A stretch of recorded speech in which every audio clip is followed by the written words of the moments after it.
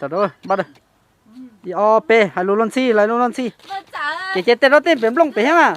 Chuyện này, cháu thấy tầm mất tên này trong đó đi. Có phong lý à? Tôi chào sớm bây giờ. Mà tại sao tên này là lạc của? I o p.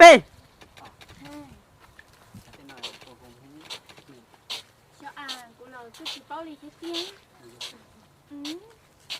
Chả trong đó đi, của lúc đó chỉ lấy sai rượu lì này nhở.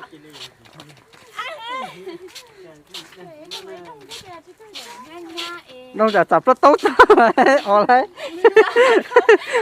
Bắt đầu. Ở IOP.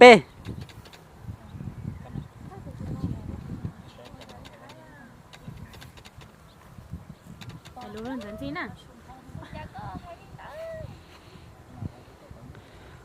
Có.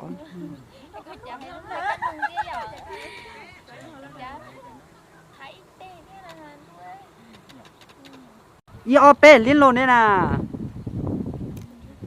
Là tao, đi cha lo tao. Dạ, ơi à, lấy gì ở chỉ cả ở tổ tao tao không?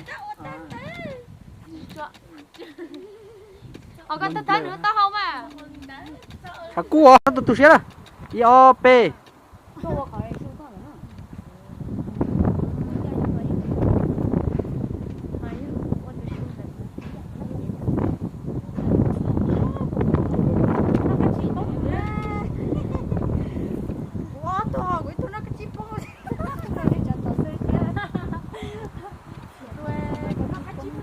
Đây là chỉ cho có lúc chọc.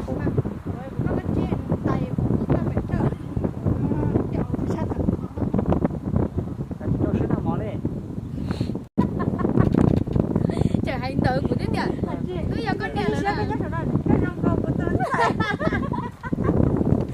Quê.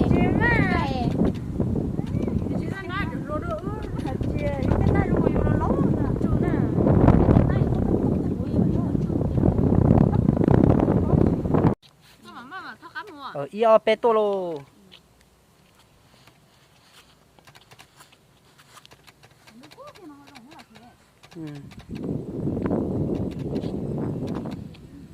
Có thật tụi xia.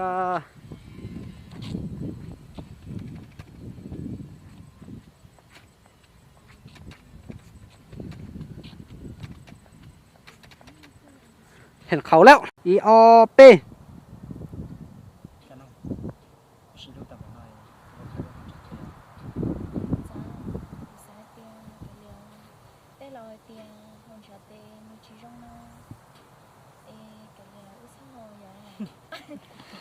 IOP.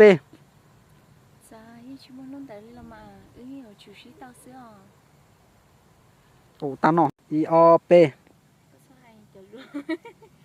Thay một tóc rồi. IOP.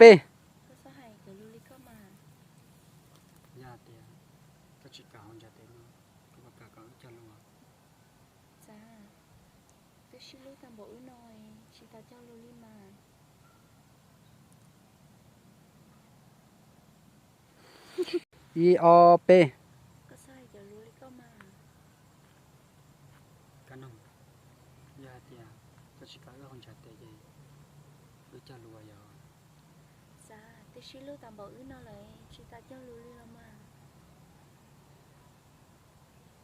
Cô ta. Ở nữ IOP.